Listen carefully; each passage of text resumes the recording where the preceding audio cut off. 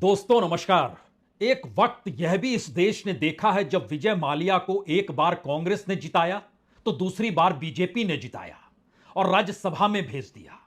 और उसके बाद देश ने यह भी देखा कि जो पार्लियामेंट्री कमेटी होती है वह भी एविएशन की कमेटी, उसमें परमानेंट सदस्य के तौर पर विजय माल्या को रखा गया। उस वक्त एविएशन मिनिस्टर प्रफुल्ल पटेल हुआ करते थे और खुद एविएशन के क्षेत्र में कदम रख चुके थे तब विजय माल्या, उनका जहाज चला करता था। तो इसका कितना लाभ विजय माल्या की कंपनी को उस वक्त मिला होगा, यह सिर्फ आज आप सोच लीजिए। और यह भी सोच लीजिए कि कॉरपोरेट जिसके पीछे खड़ा हो जाए वो पॉलिटिकल पार्टी उसी की हो जाती है। लेकिन आज इस बात का जिक्र हम आपसे क्यों कर रहे हैं? इस बात का जिक्र बड़ा महत्वपूर्ण है। कहते हैं कि सिर्फ मुंबई शहर में और सब अर्बन के इलाके में तकरीबन 2 लाख करोड़ के प्रोजेक्ट अडानी ग्रुप के फंसे हुए हैं। अगर एकनाथ शिंदे की सरकार नहीं आई तो मुश्किल हो जाएगी। और कहते हैं इस देश के टॉप 20 कॉरपोरेट से जुड़ी जो कंपनियां हैं वो झारखंड के भीतर इंतजार कर रही है कि किसी तरीके से हेमंत सोरेन की सत्ता जाए और जो भी आपत्ति एनओसी को लेकर है वह उनको लेकर हरी झंडी उन्हें मिल जाए। और वहां पर भी मामला तकरीबन 17 लाख करोड़ का है। इतनी बड़ी तादाद में पैसा, इतनी बड़ी तादाद में कॉरपोरेट, तो इसका अगला सच यह भी है इस देश में संसद के भीतर दूसरे सदन यानी राज्यसभा में जो अपर सदन कहलाता है वहां पर तकरीबन 75 सांसद यानी 75 राज्यसभा के सदस्य ऐसे हैं जिनके ताल्लुकात कॉरपोरेट से रहे हैं और जो कॉरपोरेट उनके पीछे खड़ा रहता है। और तकरीबन 60% सवाल यह सांसद जो पार्लियामेंट में उठाते हैं वो कॉरपोरेट से जुड़े मुद्दों को लेकर ही उठाते हैं, क्योंकि जिन कंपनी या कॉरपोरेट के साथ ये जुड़े हुए हैं उनके सवालों का समाधान संसद के जरिए मिल जाए। तो क्या राजनीति को इस देश में पैसा हाँकता है? क्या वाकई इस देश के भीतर में कॉरपोरेट की ताकत इतनी बड़ी है कि वह पार्लियामेंट्रीज को भी हाँकने लग जाए? मामला इतना भर नहीं है, मामला इससे आगे का है। इस देश में अलग अलग क्षेत्रों में जहां जहां कॉरपोरेट की मौजूदगी है उस क्षेत्र विशेष में वो चाहता है कॉरपोरेट कि उस राज्य के मुख्यमंत्री के साथ उसके रिश्ते करीबी के हो जाएं। और दिल्ली के साथ तो मौजूदा वक्त में करीबी के रास्ते किसके साथ हैं इन रिश्तों को छुपाने की जरूरत है नहीं। कॉरपोरेट मित्रों का जिक्र खुलकर होता है। लेकिन इन कॉरपोरेट के आश्रय क्या वाकई महाराष्ट्र से लेकर झारखंड तक स्थितियां विकट हो चली हैं?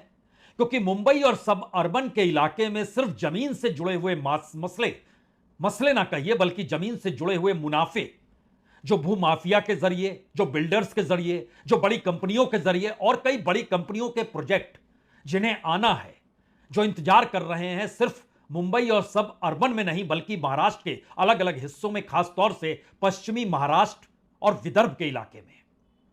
इन प्रोजेक्ट को लेकर जो एक आकलन अपने तौर पर है वह भी 20-22 लाख करोड़ का है, क्योंकि जमीन से जुड़ा हुआ मामला ही मुंबई शहर और उसके अगल बगल के क्षेत्र में 20 लाख करोड़ तो यहीं पर आकर टिक जाता है।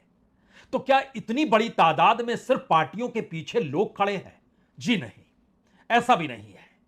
क्योंकि अभी भी बागी उम्मीदवार जो बीजेपी के सबसे ज्यादा हैं, उसके बाद एकनाथ शिंदे के सबसे ज्यादा हैं, उसके बाद कांग्रेस के सबसे ज्यादा है, उसके बाद शिवसेना उसके सबसे ज्यादा है और शरद पवार चीजों को मैनेज कर लेते हैं। उनके यहां से कोई बागी उस रूप में निकल नहीं पाता है। अजीत पवार में भी यह काबिलियत है, एक आध दो निकल गए तो निकल गए, तो उनके यहां से एक ही बागी निकला है नासिक के इलाके में। लेकिन बागियों का मतलब है क्या? बागियों का मतलब उनके पीछे वो कौन सी ताकत है जो उन्हें खड़ा करती है। हमने कई बार आपको अंदेशा इससे पहले की रिपोर्ट्स में दिया है, क्योंकि इस बार किसी पॉलिटिकल पार्टी की महाराष्ट्र में चल नहीं रही है। कोई नेता ऐसा है नहीं जिसके पीछे पूरा राज्य खड़ा हो जाए। और यह परिस्थितियां बहुत साफ तौर पर हैं कि चुनाव परिणाम के बाद बड़े हेरफेर होने वाले हैं। कोई इधर से उधर जाएगा, कोई उधर से इधर आएगा। और ऐसे में निर्दलीय जो बड़ी तादाद में अगर जीतेंगे और उनकी भूमिका सरकार बनाने बिगाड़ने को लेकर होगी तो फिर उनकी ताकत पूछिए नहीं। और उनके पीछे खड़े हुए जो पोटली में पैसे लेकर खड़े हैं वो वही कॉरपोरेट, वही कंपनियों के मालिक हैं। और ये कॉरपोरेट और कंपनियों के मालिक उम्मीदवारों के पीछे अपनी टीम को खड़ा कर देते हैं जिससे उनको कोई असुविधा ना हो। यानी चुनाव में जो पैसा खर्च हो रहा है उसमें कोई मुश्किल हालात आए नहीं। और यह मैसेज बहुत साफ तौर पर रहे कि वो कॉर्पोरेट का उम्मीदवार है और किस कॉर्पोरेट का उम्मीदवार है, यह खुले तौर पर उस इलाके के लोग जानते हैं और वहां पर कौन सा प्रोजेक्ट आने वाला यह भी समझते हैं। इसका दूसरा हिस्सा झारखंड के भीतर छुपा हुआ है। झारखंड के भीतर मौजूदा सरकार जेएमएम की है, लेकिन साथ में कांग्रेस है। और इस दौर में राहुल गांधी जो स्टैंड लेकर चल रहे हैं, उस स्टैंड का मतलब बहुत साफ है कि वो कॉर्पोरेट के खिलाफ है, उस पूंजी के खिलाफ है। लेकिन राहुल गांधी के कहने से बात होगा क्या? क्योंकि गहलोत ने भी तो अडानी को अपने राज्य में घुसते दिया।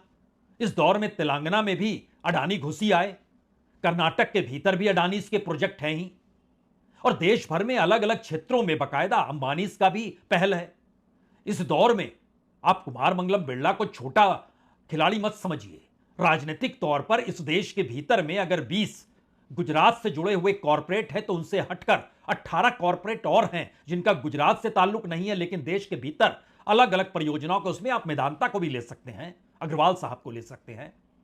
एक लंबी फेरिस्त है, उस फेरिस्त पे मत जाइए। सिर्फ राजनीतिक तौर पर एक बात जहन में पहले रख लीजिए कि दरअसल यह पूरा खेल क्या वाकई वोटरों से हटकर उस कॉर्पोरेट का होता है जिन कॉर्पोरेट के भीतर जाति मायने नहीं रखती है, धर्म मायने नहीं रखता है, पूंजी मायने रखती है। क्योंकि विदर्भ के भीतर जो भी परियोजनाएं नागपुर से सटे हुए जो अलग अलग हिस्सों में निकल कर आई, और चूंकि नागपुर शहर को जितनी योजनाएं चाहिए नहीं, उससे ज्यादा योजनाएं वो सड़क की हो, वो पुलों की हो, वो मेट्रो की हो, वो किसी भी चीज की हो, इतनी बड़ी तादाद में प्रोजेक्ट लाकर रख दिए गए कि हर बरसात में नागपुर लबालब हो जाता है और पानी निकले कहां यह समझ नहीं आता है। पानी जब हटता है तो पता चलता है नीचे तमाम वो लाखों करोड़ के प्रोजेक्ट छुपे हुए हैं, जिन प्रोजेक्ट्स को पूरा करने में वहां पर उन तबकों का बकायदा योगदान है जो कि ओबीसी से भी आते हैं, दलित समाज से भी आते हैं, और सांसद और विधायक के सहयोगी भी हैं।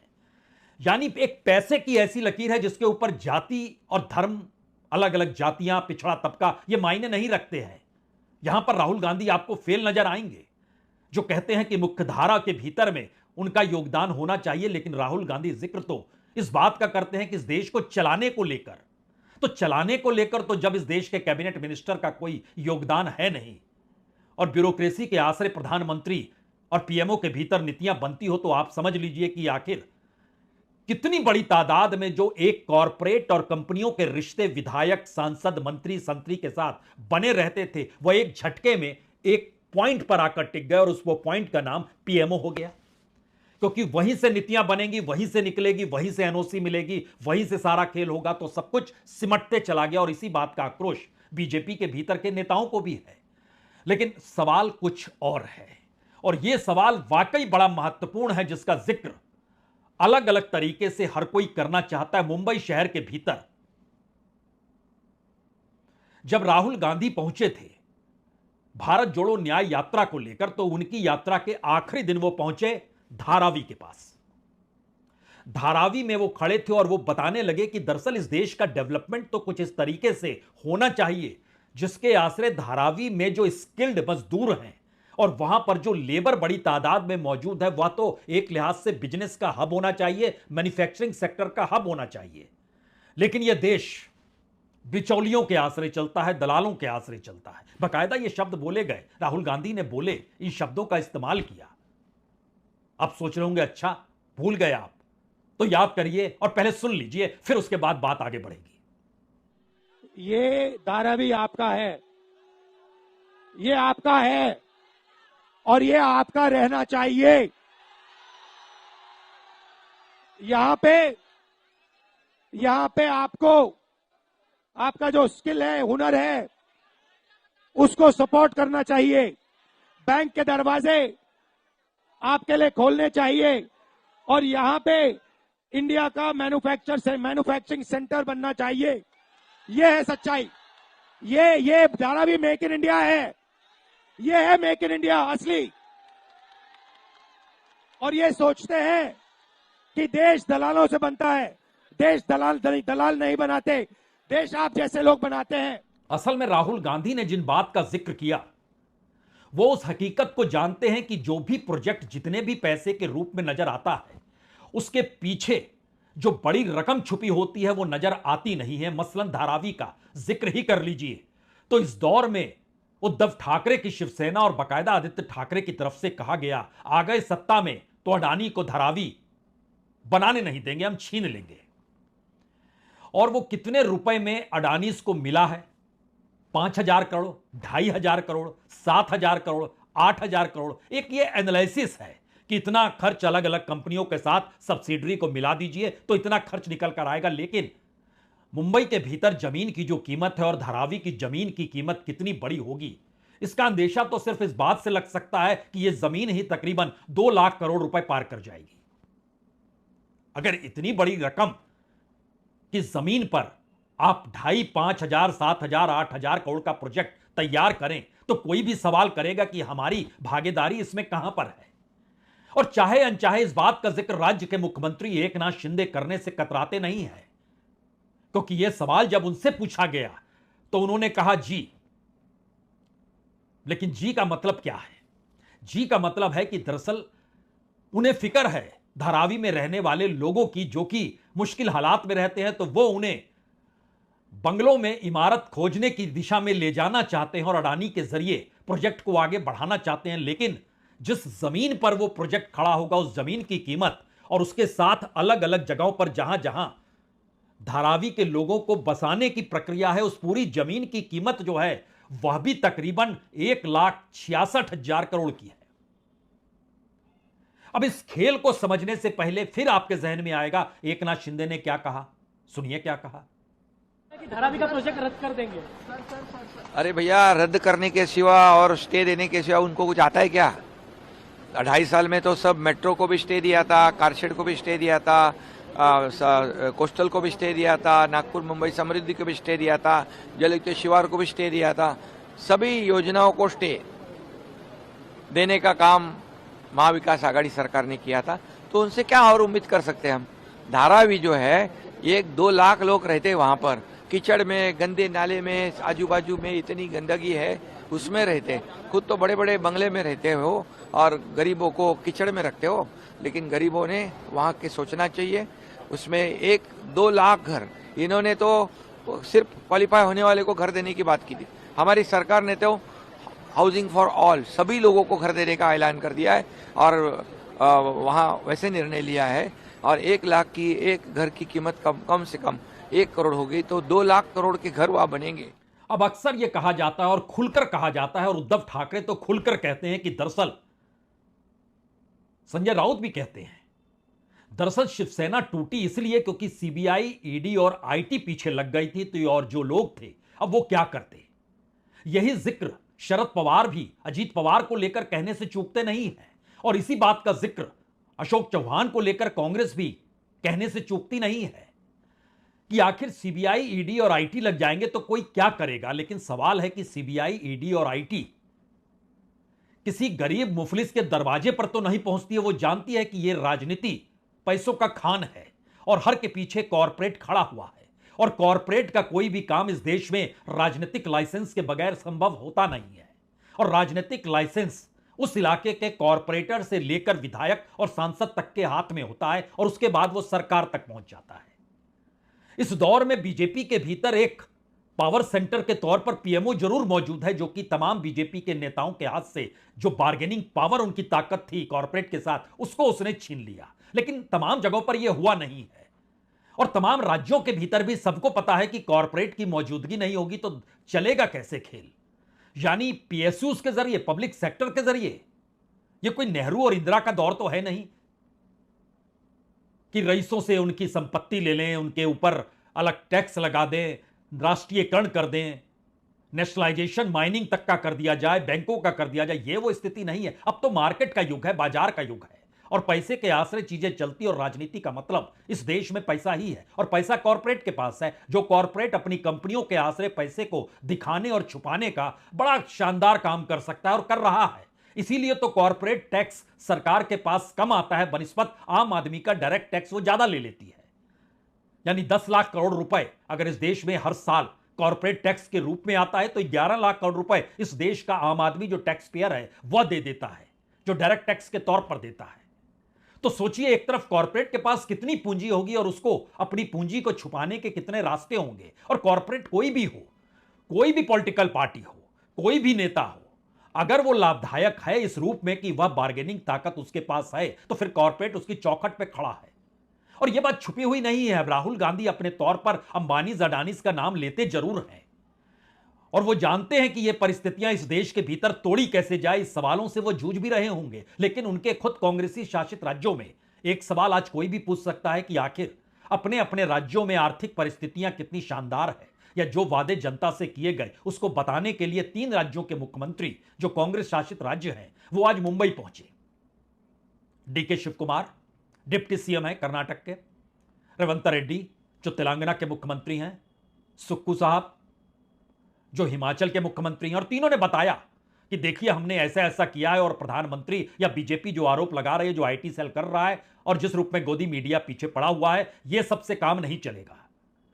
तो किसी एक ने सवाल पूछ दिया कि आपके यहां भी तो अडानी पहुंचे हैं और आपने तो उनको स्पेस दिया, तो सोचिए जवाब क्या होगा। यह जवाब वाकई बड़ा महत्वपूर्ण और सीधा मैसेज है। यह नहीं है कि जिस रूप में राहुल गांधी अडानी को देखते हैं और मानकर चलते हैं, और एक लेख लिखने के बाद यह कहने से चूकते नहीं है कि दरअसल मैं बिजनेस के खिलाफ नहीं हूं, मैं तो मोनोपोली के खिलाफ हूं। लेकिन मोनोपोली और बिजनेस के बीच की लकीर में जो शब्द वह धारावी में उपयोग कर गए, दलाल शब्द का, उस परिस्थिति में क्या भारत की राजनीति आकर खड़ी हो गई है, और राजनेताओं की भूमिका या तो बिचौलियों के तौर पर है या दलाल के तौर पर है। कॉर्पोरेट खुले तौर पर पैसा बांटने को तैयार है, उसे प्रोजेक्ट चाहिए, वो बिजनेस करने को तैयार है। बिजनेस के आश्रय उसको अपना नेटवर्थ बढ़ना चाहिए और वो प्रॉफिट करेगा। वो प्रॉफिट करेगा तो प्रॉफिट के लिए जनता पर कितना भी बोझ पड़े, वो चाहेगा कि राजनेता या सरकार उसमें बीच में अड़ंगा ना लगाए। तो सरकार को अड़ंगा लगाना चाहिए कि देखिए जनता के हित की बात है, आप इस रूप में इतनी प्रॉफिट वसूलने के लिए इतनी महंगी चीजें मत बेचिए। लेकिन नहीं, ऐसा नहीं होगा, क्योंकि खुद सरकार भी तो टैक्स ही वसूल रही है। तो खुद सरकार की भूमिका भी तो एक कॉर्पोरेट के आश्रय चलने लगी इस देश के भीतर, क्योंकि वेलफेयर स्टेट तो दूर की बात है, जनता की जिम्मेदारी ले कौन, यह सवाल भी गायब हो गया। इसीलिए जब पूछा गया तो उन्होंने क्या कहा, सुन लीजिए। रेवंत रेड्डी से पूछा गया था आपके यहां अडानी का प्रोजेक्ट लगा है, क्या जवाब आया, सुनिए जरा।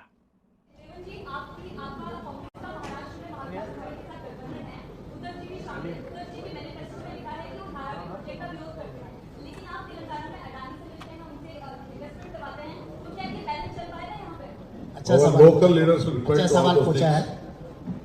हर जगह में मोदी जी अदानी को पैसे देते जा रहे हैं, मैं अदानी जेब से पैसे ले रहा हूं, इतना फर्क है। ठीक है, धन्यवाद। ठीक है, तो मोदी जी अडानी को पैसा देते हैं और रेवंत रेड्डी अडानी से पैसा लेते हैं।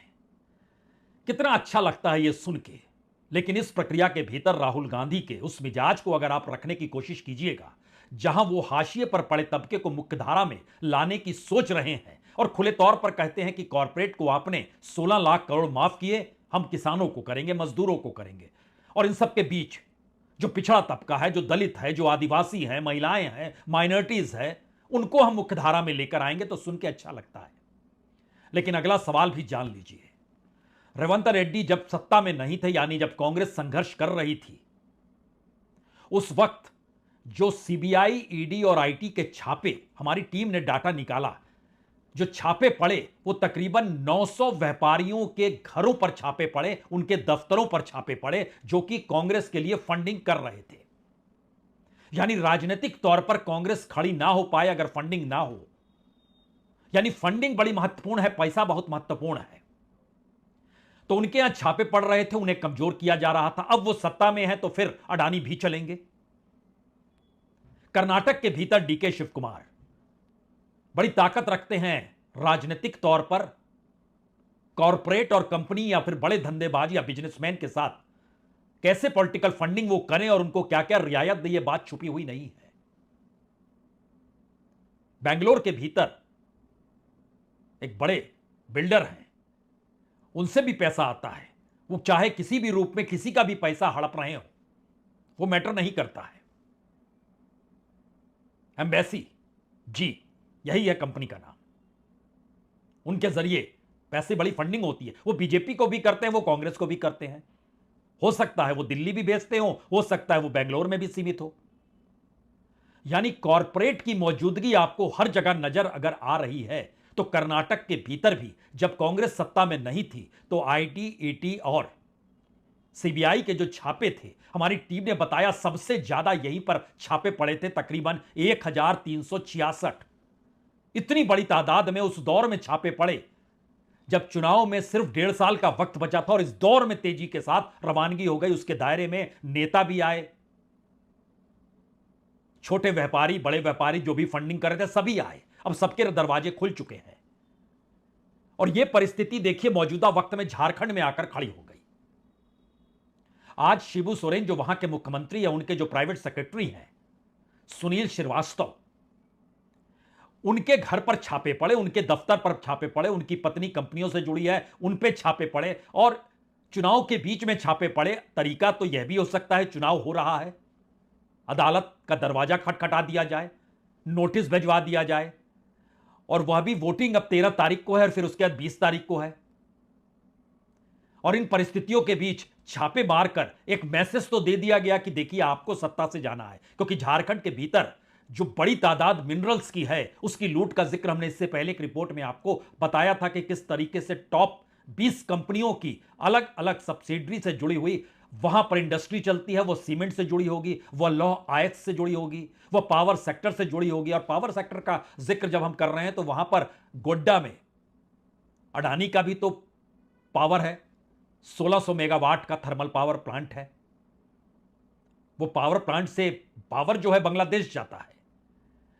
और संयोग देखिए 13 तारीख को प्रधानमंत्री खुद गोड्डा भी चुनाव प्रचार करने जाएंगे। संथाल परगना का हिस्सा बड़ा गरीब इलाका है गोड्डा।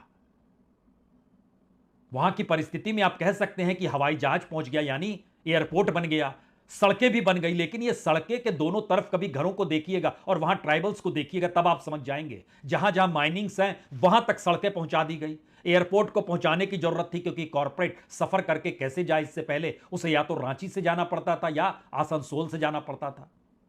तो रास्ता खोल दिया गया संथाल परगना में घुसने का, सड़कें शानदार हो गई, बड़ी बड़ी गाड़ियां चलने लगी। वहां के सांसद महोदय जो हैं सबसे कॉस्टली गाड़ियों में से एक गाड़ी लेकर सफेद रंग की पिछले दिनों घूम रहे थे, और यह सवाल था जिन आदिवासियों की प्रतिदिन की आय लगभग 22 रुपए है, वहां पर वहां का सांसद किस रईसी के साथ घूम रहा है। लेकिन बहरहाल आज यह सवाल सामने आया कि हेमंत सोरेन के निजी सचिव के घर पर छापा पड़ गया है, तो यह बात पूछी गई हेमंत सोरेन को, वो समझ गए और क्या ठाका लगाते हुए कहते हैं, सुना जाए। रेड पड़ना चालू हो गया, हाँ? एक नया कैडर निकल आया मैदान में भारतीय जनता पार्टी का, कोई बात नहीं, देखते। तो आईटी बीजेपी का नया कैडर है जो मैदान में आ गया, इसका जिक्र हेमंत सोरेन कर रहे हैं, राज्य के मुख्यमंत्री हैं। तो क्या वाकई झारखंड में खूब पैसा है? और जानकर आपको हैरत होनी नहीं चाहिए, शुरुआती दौर में जो पहले मुख्यमंत्री थे बाबूलाल मरांडी, वह उस रूप में करप्ट नहीं थे, तो पैसा आ नहीं पाता था दिल्ली तक। उसके बाद अर्जुन मुंडा आ गए, और उस दौर के नेताओं से बात कीजिएगा, जब अर्जुन मुंडा बने तो कहते हैं कि बोरियों में भरकर पैसा दिल्ली पहुंच जाया करता था। उस दौर में जो भी बीजेपी के अध्यक्ष थे बताने, आप देख लीजिएगा, टटोल लीजिएगा, और पैसा आता था वहां से खुल के। यानी राज्यों में पैसा कितना ज्यादा और वो पॉलिटिकल फंडिंग कैसे होती है, उस पॉलिटिकल फंडिंग के एवज में ये इलेक्टोरल बॉन्ड तो बहुत छोटी चीज है, जो कि सही मायने में कागज पर लिखी जाने लगी, और कागजों के जरिए पैसा इस देश के सामने आने लगा। और आते आते आया कि लगभग 4 बरस के भीतर 16,000 करोड़ रुपए इलेक्टोरल बॉन्ड के जरिए पॉलिटिकल फंडिंग हुई। लेकिन कॉर्पोरेट कितना पैसा देता और कितने पैसे की उगाही उसके अपने मुनाफे में होती है, वो आप गिन नहीं पाएंगे, इतनी बड़ी तादाद होती है। इसीलिए अर्जुन मुंडा आंखों के तारे बने रहे। रघुवर दास वो काम उस रूप में सफल तरीके से नहीं कर पाए, लेकिन दिल्ली ने उस वक्त मोर्चा संभाल लिया उनके वक्त में, और इस बात का एहसास झारखंड के भीतर बाखूबी रहा। और झारखंड की लूट का आरोप हेमंत सोरेन पे भी लगा, जेल भी चले गए, लेकिन वो जमीन और वो खादान किसी को नजर नहीं आई जिस पर आरोप था कि देखिए ये खादान इन्होंने ले लिया, वो कोई बता नहीं पाया। और राजनीतिक तौर पर अगर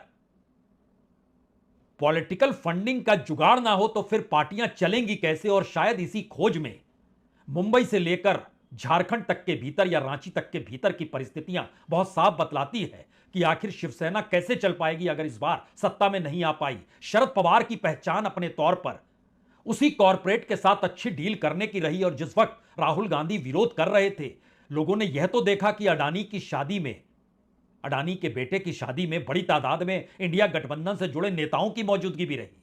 कांग्रेस के नेता भी पहुंचे, हालांकि राहुल गांधी अभी भी उसको मुद्दा बनाए हुए हैं, यानी मुद्दा अडानी है पॉलिटिकल तौर पर।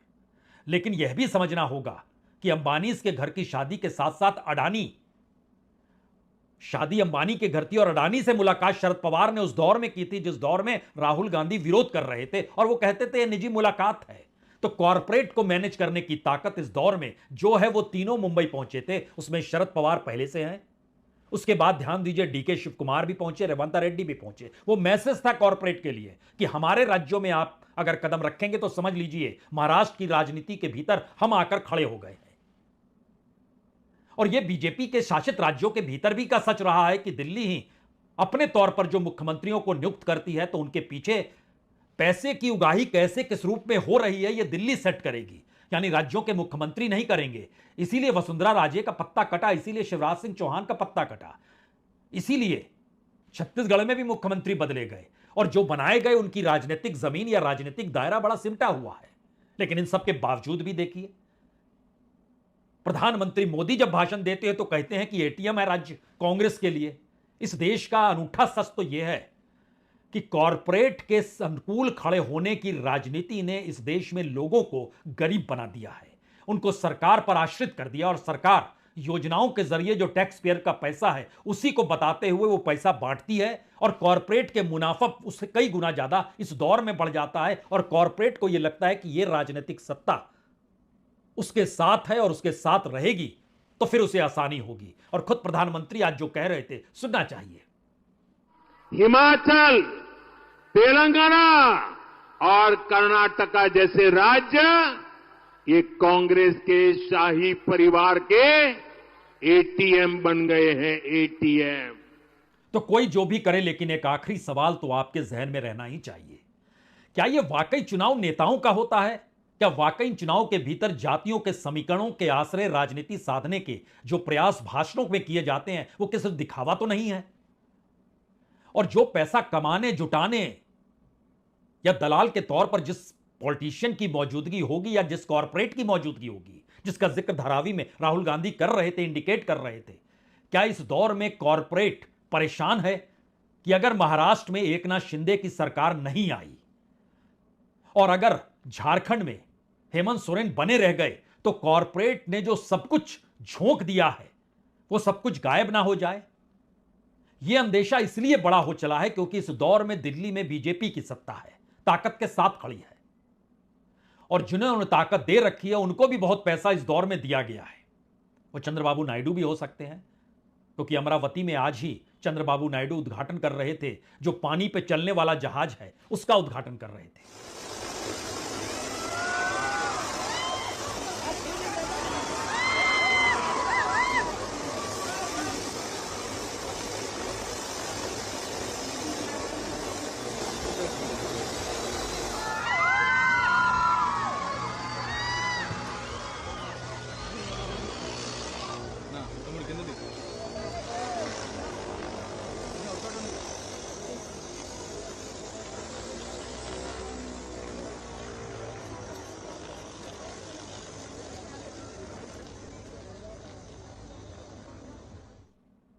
आप इस जहाज में उड़ने की कोशिश मत कीजिए, सिर्फ इतना समझ लीजिए कि आखिर 23 नवंबर को जब चुनाव के रिजल्ट आएंगे, नेता तो अपना काम करते रहेगा जो वो करता है, लेकिन उसके पीछे कॉरपोरेट, उसकी पूंजी, उसकी टीम, उसका सब कुछ दांव पर लगा है और डर उसी के भीतर समाया हुआ है। बहुत बहुत शुक्रिया, बहुत बहुत शुक्रिया।